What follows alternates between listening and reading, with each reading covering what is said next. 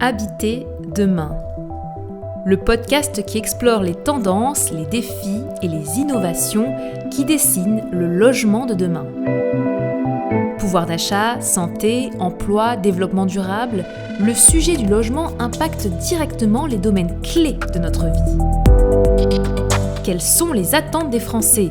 Quelles solutions à mettre en œuvre pour rendre les logements plus accessibles, plus écologiques, plus innovants ? Autant de questions que nous abordons avec des experts du secteur pour imaginer ensemble le futur de nos habitats.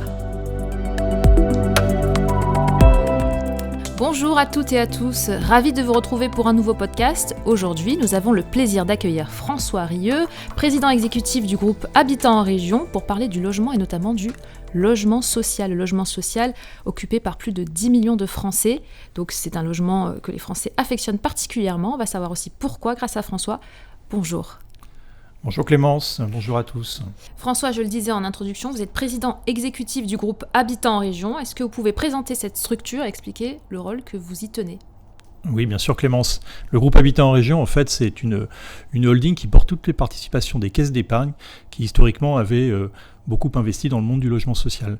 Et donc cette structure, le groupe Habitants en Région, a été créé en 2010. Et aujourd'hui, c'est le troisième bailleur, le troisième groupe de logement social en France, avec plus de 240 000 logements. Derrière le groupe Action Logement et derrière CDC Habitat. Donc ce qui montre en fait que les caisses d'épargne sont à la fois des gros financeurs du logement social, ce qui est leur activité classique, mais également un très gros opérateur du logement social. Alors nous, notre rôle, c'est quoi ? C'est de loger des locataires, loger des gens. Le monde du logement social, c'est un monde où les loyers sont plafonnés, donc toutes les personnes ne peuvent pas loger dans le logement social. Et donc nous, on loge à peu près 500 000 locataires, 240 000 habitations, logements. On est répartis sur l'ensemble du territoire national, principalement dans les Hauts-de-France, dans le quart sud-est de la France, en Corse, très présent en Corse également, et en Occitanie. Au total, on a 12 bailleurs sociaux répartis sur l'ensemble de notre territoire national. Donc un demi-million de locataires. Vous avez une certaine expertise sur le logement social. Est-ce que vous pouvez nous faire un état des lieux de la situation aujourd'hui ? Alors le marché est compliqué, comme l'ensemble du marché du logement au sens large en fait. On voit bien que le marché du logement a été impacté par la guerre en Ukraine, la crise énergétique, la hausse des coûts de construction, la hausse des taux d'intérêt. Et donc tout ça s'est répercuté également sur le monde du logement social, puisque nos locataires sont une clientèle assez fragile, donc avec un sujet autour du pouvoir d'achat qui est un enjeu majeur pour eux, bien évidemment. Donc le monde du logement social aujourd'hui a été impacté par tout ce que je vous ai dit, les coûts de construction, la crise de l'énergie, le problème pour rechercher du foncier pour construire, ça c'est un élément extrêmement important, et puis tous les sujets autour de la transition énergétique. Aujourd'hui, les bailleurs sociaux doivent à la fois construire parce qu'on manque de logement social en France. Je vous rappelle qu'il y a à peu près 2,5 millions de personnes qui recherchent, qui sont en attente d'avoir un logement social, ce qui est considérable. Et donc il faut qu'on construise et puis il faut qu'on réhabilite notre patrimoine, parce que notre patrimoine vieillit et qu'en permanence il faut le maintenir en bon état, parce que ça génère des économies d'énergie et puis ça génère des économies pour nos locataires, évidemment sur leur facture énergétique qu'ils payent tous les mois. D'accord, donc un système un peu tendu en ce moment. Est-ce que l'avenir réserve un petit peu quelque chose de plus joyeux pour les locataires, d'une part, et pour les bailleurs ? Alors les locataires, pour nous, c'est important que nos locataires soient satisfaits de leur logement. Ça, c'est un élément extrêmement important. Je pense qu'ils le sont chez Habitants en Région, puisqu'on a un taux de satisfaction qui est autour de 80%, qui est plutôt un très bon niveau. Après, pour les bailleurs, un enjeu important, c'est sur les coûts de construction. Et on est très dépendant en fait des taux d'intérêt, évidemment, parce qu'un bailleur social emprunte de l'argent pour construire.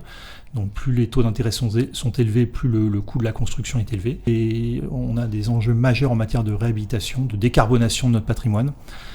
On parlera peut-être des étiquettes énergétiques, mais ça c'est un enjeu majeur. On a une réglementation à respecter. Donc tous nos bailleurs sociaux au sein du groupe Habitants en Région, mais également évidemment l'ensemble des bailleurs sociaux en France, se sont mis dans une trajectoire de décarbonation de leur parc, avec des enjeux importants en matière d'investissement, c'est un investissement considérable. Donc en fait, le sujet qu'on va avoir, c'est est-ce que demain, les bailleurs sociaux pourront à la fois construire du neuf, des programmes neufs, pour loger davantage de personnes, et réhabiliter le patrimoine.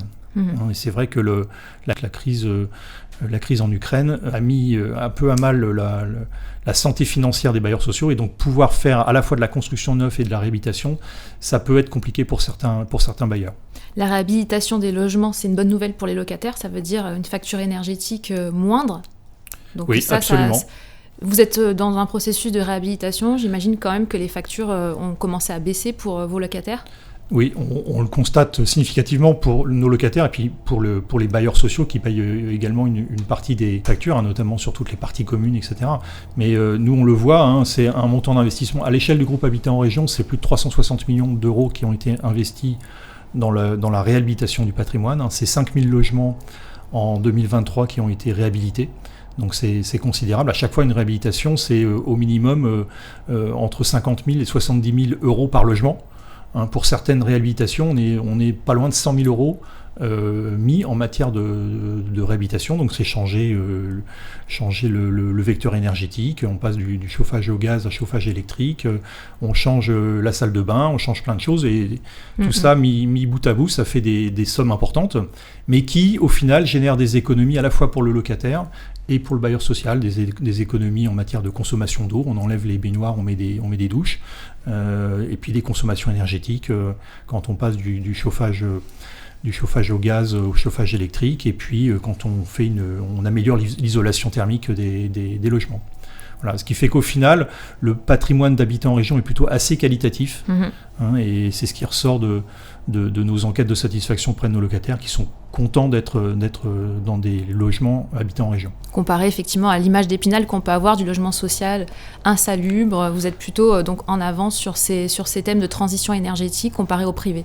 Oui, ça se voit dans les étiquettes énergétiques. Tout le monde a entendu parler maintenant des DPE et des diagnostics de performance énergétique. Et c'est vrai que au sein du groupe Habitat en Région, les étiquettes F et G qui doivent être éradiquées dans les prochaines années, 2025-2028, nous, ça représente moins de 2% de notre parc, donc ce qui est extrêmement faible.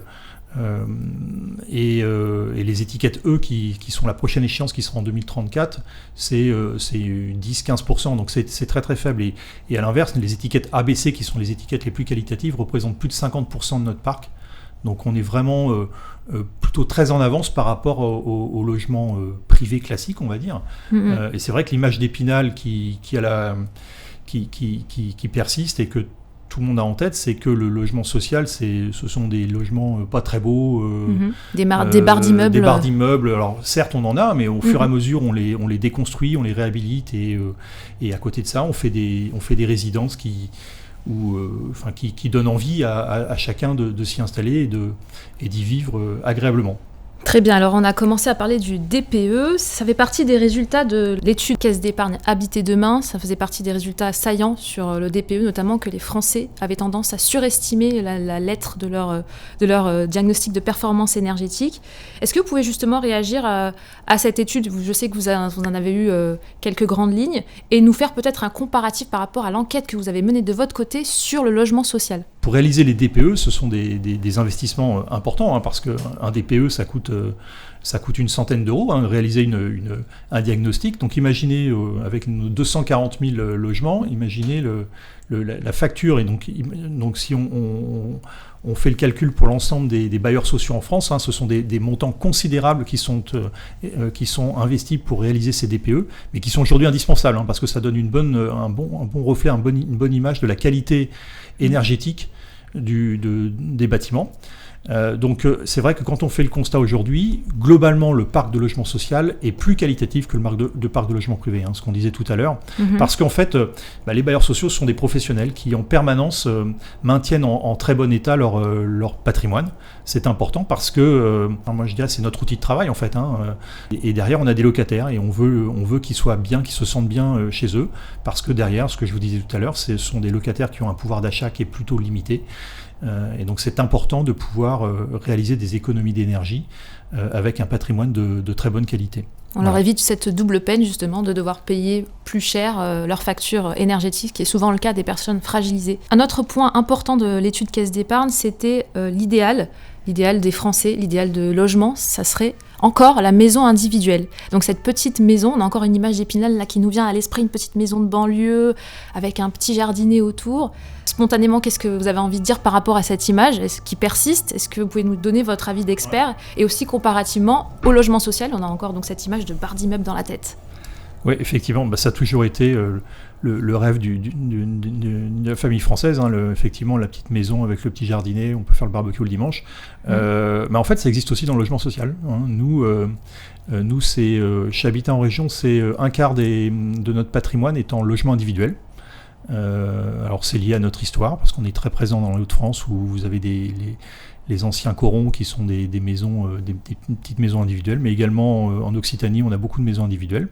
Alors on est peut-être un peu atypique par rapport aux autres bailleurs sociaux. Je pense que la référence est plutôt autour de 15-16% de maisons individuelles par rapport au logement collectif. Mais c'est vrai que chez nous, ce sont des maisons qui sont souvent très agréables. Évidemment, quand un locataire se voit attribuer une maison individuelle, je ne vous cache pas qu'il est extrêmement content, bien évidemment. Et sa maison, il essaye de la garder évidemment le plus longtemps possible. Très bien. Autour de cette maison individuelle, il y a un autre point saillant de cette étude, ça serait des services. Les Français rêvent de services autour de ce logement. On parle de jardin partagé, on parle de services à la personne, on parle de salles de sport pour les plus jeunes personnes qui ont été sondées. Est-ce que c'est quelque chose qu'on retrouve aussi dans votre étude sur le logement social ? Oui, on la retrouve également. On sent bien, c'est un phénomène de société. On sent qu'il y a une volonté de recréer du lien social. Et donc, tous ces services y contribuent bien évidemment. Alors, dans le logement social, c'est peut-être un peu différent. La salle de sport est peut-être moins mise en avant, mais elle est néanmoins citée. En revanche, tout ce qui tourne autour effectivement, de ce que vous évoquez, le jardin partagé, des salles communes où on peut faire des petites manifestations entre locataires, tout ce qui tourne autour de l'intergénérationnel, ou avec des gens plus âgés et avec des gens plus jeunes. Donc ça, ce sont des éléments importants.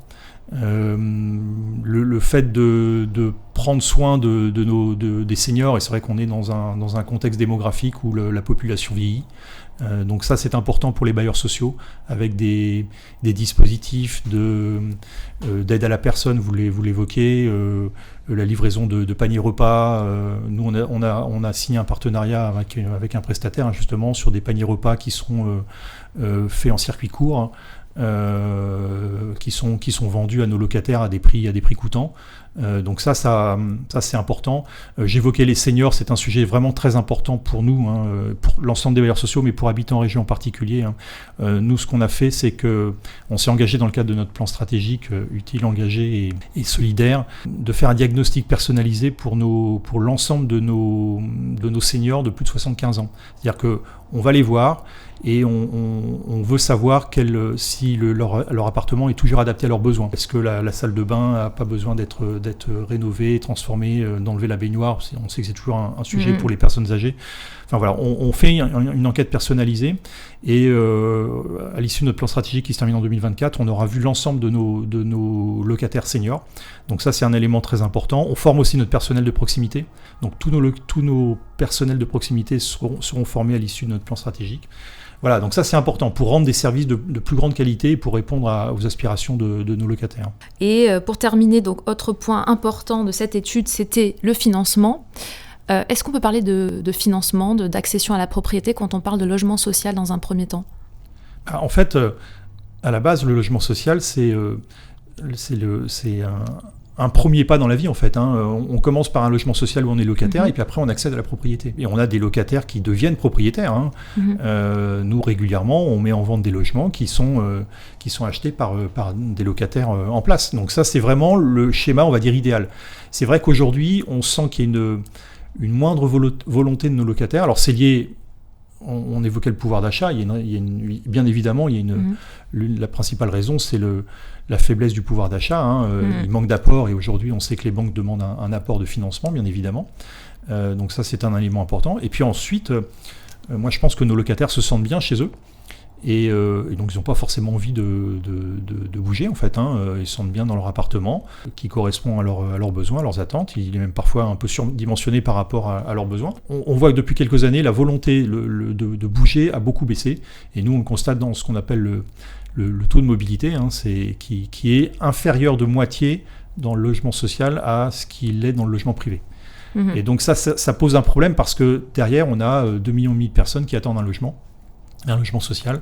Et peut-être que ces personnes-là pourraient bénéficier d'un logement social qui est aujourd'hui occupé par des personnes qui potentiellement pourraient accéder à la propriété ou avoir un logement un peu plus petit, par exemple. Et comment justement inciter peut-être ces personnes à bouger un peu plus ? Est-ce qu'il n'y a pas des solutions de financement intéressantes et nouvelles, peut-être qui gagneraient à être connues, comme par exemple la LOA, on connaît ça pour les voitures, peut-être un peu moins pour les logements, le BRS, bail réel solidaire.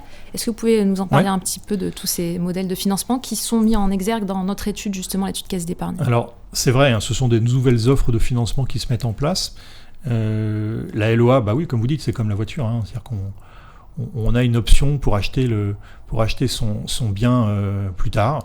Ça se met en place progressivement. Le BRS, nous, on a lancé le BRS il y a 2 ans maintenant, donc le bail réel solidaire. En gros, vous devenez propriétaire des murs, mais pas du sol. Ça ne change quasiment rien pour la personne qui achète. Elle est propriétaire, et surtout, ça lui coûte moins cher bien sûr, que d'acheter un logement classique. Donc ça, ce sont des nouvelles offres qu'on propose. On en est depuis 2021, on est à un peu plus de 200 logements qui ont été achetés en BRS. Et on voit que ça progresse significativement. On pense que fin 2024, on aura doublé à peu près ce chiffre-là. Donc c'est une bonne tendance, le BRS. Ça permet d'acheter moins cher pour le primo-accédant. Donc c'est vraiment une bonne initiative, en lien avec les collectivités locales, qui voient également un intérêt, parce que ça permet de contribuer à l'inflation des prix, puisque le prix du foncier est maîtrisé, et notamment est surtout souvent maîtrisé par la collectivité locale. Et vous pouvez nous parler un peu du livret A ? Alors, pour vulgariser un petit peu, quand le livret A va bien, le logement social va mal, c'est ça, si je schématise un petit peu. Oui, un petit peu, oui.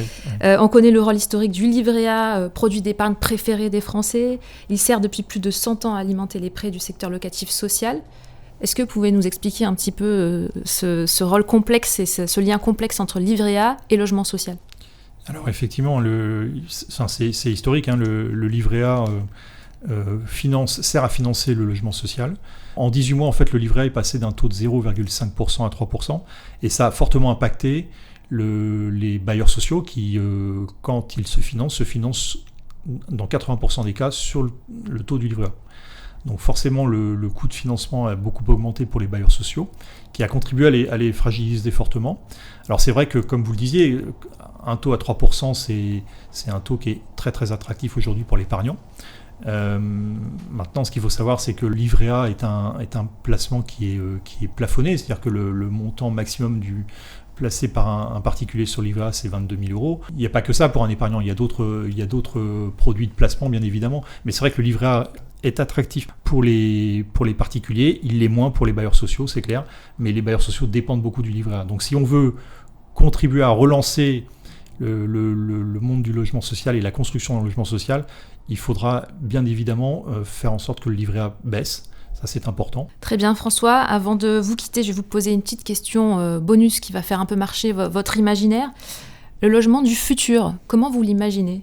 Il faut être un petit peu imaginatif et innovant. Pour vous, dans 50 ans, 100 ans, à quoi ressemblera le logement basique du Français moyen ?